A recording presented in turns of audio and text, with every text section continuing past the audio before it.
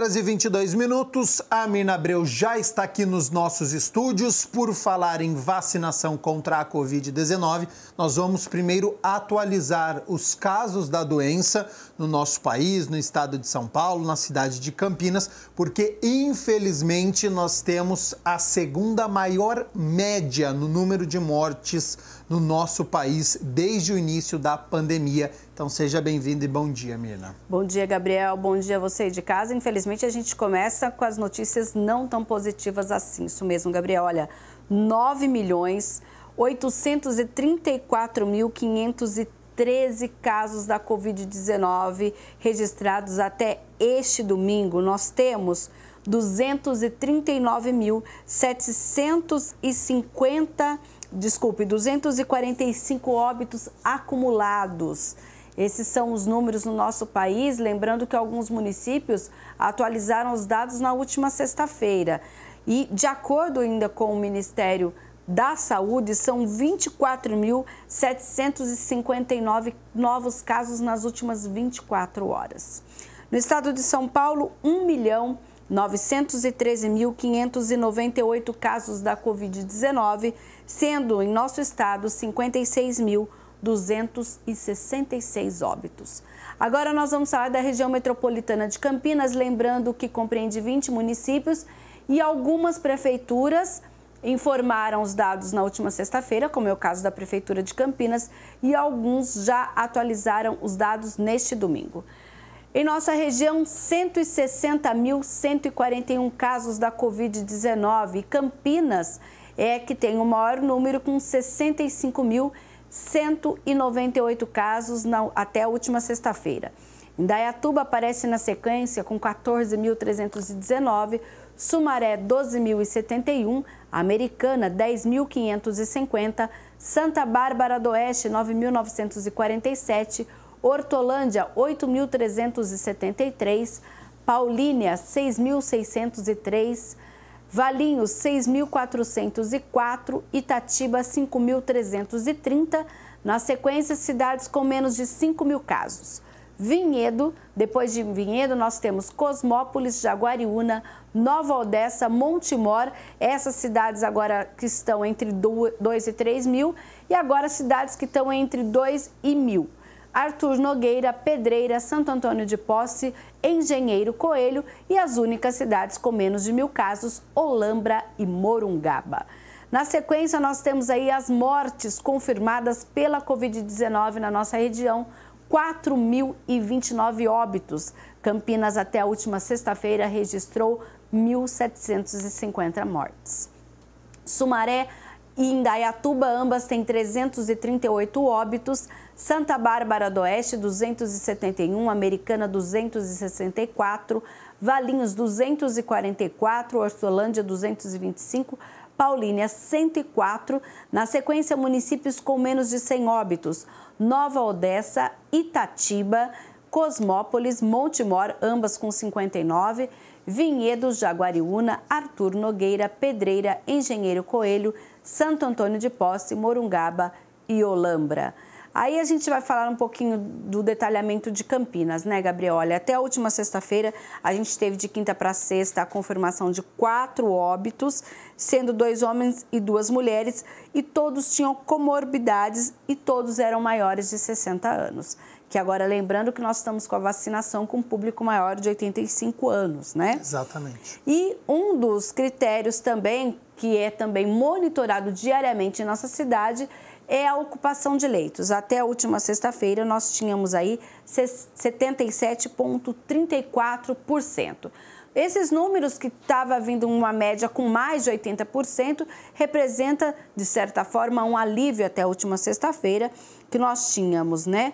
95, por exemplo, leitos ocupados do SUS municipal. Nós temos 107, temos 17 leitos aí da rede estadual, e nós temos a que tem maior flexibilidade, o SUS não, o atendimento na rede privada. Então, esse que às vezes dá esse fôlego, e a gente aguarda a qualquer momento a atualização da data de hoje da ocupação de leitos aqui em Campinas. E a gente tem é a vacinação. Até a gente acabou de falar, olha, o vacinômetro nesse site vacina.campinas.sp.gov.br, a gente tem a questão da prioridade, inclusive, olha, em Campinas, a partir do dia 11, então começou na última semana, prioridade para os grupos de idosos considerando que 81% dos óbitos no município ocorrem neste grupo. Então, você que está no grupo de idosos, a gente vai nas doses aplicadas. Vamos ver, olha, então os números são de sexta-feira ainda, olha, dia 12 às 17h45, 48.848 doses aplicadas. Lembrando que é o público, os idosos, os funcionários da saúde pública e privada e também os idosos que vivem em instituições de longa permanência. E só lembrando para quem está nos acompanhando, você também pode entrar nesse site em vacina.campinas.sp.gov.br. Aqui embaixo, ó, das doses aplicadas, tem os locais de vacinação que você pode se informar, dúvidas frequentes, os cuidados preventivos, vacinas sem fake news, então cuidado com as informações falsas. Então, neste site você pode tirar todas as suas dúvidas em relação à vacinação. Lembrando que nós temos até o momento 2 locais de vacinação e na última sexta-feira foi feito inclusive aí uma espécie de treinamento lá do local que a gente já mostrou aqui, a Casa da Criança Paralítica, que está já preparada para ser um local de vacinação, fica aqui no Parque Itália. Nós tivemos então essa simulação do esquema de vacinação na última sexta-feira. Vamos aguardar então em breve o anúncio de mais um local para vacinar os nossos idosos. Lembrando que cada vez que esse público, a faixa etária vai diminuindo, vai aumentando o público. Então, exato, por isso, nesse monitoramento, que a gente aguarda que seja aberto mais um local de vacinação. Olha, o objetivo é orientar os profissionais que vão atuar no novo centro de imunização quando a unidade vai entrar em operação, e a gente aguarda aí, a ideia é que 30 profissionais estejam nesta triagem. Para que não tenha aglomeração, para que não tenha tantas filas, como você disse, daqui a pouco chega o público dos 80 anos, 70 anos, aumenta a quantidade de pessoas que irão se vacinar, então, aumentando os locais de votação, a tendência é que não tenha tanta aglomeração e sem muita fila de espera. Mais locais de vacinação, mais segurança para todos. Exatamente. Por falar em segurança, segunda-feira de carnaval hoje, de uma forma diferente, sem feriado, sem festa por conta da pandemia, mas tem gente que não respeitou, né, Mirna? É muita gente, por sinal. Inclusive, nós tivemos aí a operação para combater os pancadões e festas clandestinas na nossa cidade. A gente teve, inclusive, essa ação que foi junto com a Guarda Municipal, a Polícia Militar, Vigilância Sanitária, Departamento de Vigilância em Saúde, Defesa Civil e vários flagrantes. A ação começou no última sexta-feira, a partir das 6 horas da tarde, e no primeiro balanço que foi enviado pela Prefeitura, entre sexta-feira e madrugada de sábado, nós tivemos 4 festas clandestinas encerradas. Nós tivemos lá no Jardim Rosália a dispersão de aproximadamente 1.000 pessoas que participavam de uma festa, outras tantas em chácaras com 200, 300 pessoas. De sábado para domingo, 43 atendimentos de perturbação do sossego, fechamento de estabelecimentos comerciais por descumprimento das medidas sanitárias, 17 atendimentos de pancadões, com 6 apreensões e perto de 100 autuações de trânsito em locais. Então, olha, o maior local registrado até o momento foi ali na Praça do Parque Brasília. De acordo com a PM e a GM, 3.000 pessoas no local. Nós tivemos também outras festas em bairros aqui da cidade, na Praça da Integração, ali na Vila Padre Anchieta, 500 pessoas na chácara, na praça, no Jardim Novo Maracanã, 400 pessoas e tantos outros lugares. As imagens que nós mostramos agora há pouco são da Polícia Militar e também da Guarda Municipal aqui de Campinas. E essa ação, essa força-tarefa, continua até esta terça-feira, porque apesar de nós termos aí o ponto facultativo que foi cancelado no estado, no município, É muito local marcando festa, muito barzinho marcando festa. A gente teve, inclusive, um barzinho aqui do Cambuí que tinha uma liminar, a prefeitura recorreu e conseguiu cancelar essa festa, até porque ela, na verdade, apesar de estar marcada para um período da tarde, ela ia promover a aglomeração. Inclusive, em Campinas, os alvarás para eventos, quando concedidos, estão alinhados às fases do Plano São Paulo. Vamos lembrar, então, que nós estamos na fase amarela e, com isso, eventos com capacidade limitada a 40% do total. Temos ainda horário reduzido para 10 horas, ou seja, após as 6 horas da manhã até 10 horas da noite, controle de acesso, sem público em pé, e a gente sabe que carnaval não tem como ficar sentado, né, gente? Olha, então, pessoas sentadas, distanciamento social, que também é uma das características do carnaval, não dá para manter o distanciamento social, é algo quase que impossível. Adoção de protocolo sanitário geral e venda de bebidas alcoólicas até às 8 horas da noite. Então, esses estabelecimentos que foram, de certa forma, aí, que receberam essa força-tarefa, eles descumpriram essas normas relativas ao Plano São Paulo. Inclusive, a prefeitura deixa aqui que possui um canal de orientação e também para o recebimento de denúncias. É o 156 da prefeitura ou o 153 da Guarda Municipal de Campinas. Eu lembro aqui, na nossa preocupação com o Natal e o Réveillon, com as festas, com as aglomerações que iriam acontecer, e a gente viu o saldo final depois disso, já nos primeiros dias, nas primeiras semanas de janeiro, que nós tivemos um aumento no número de casos e de mortes na nossa cidade. Foi em todo o país, mas na nossa cidade, tanto é que ultrapassou os 80%.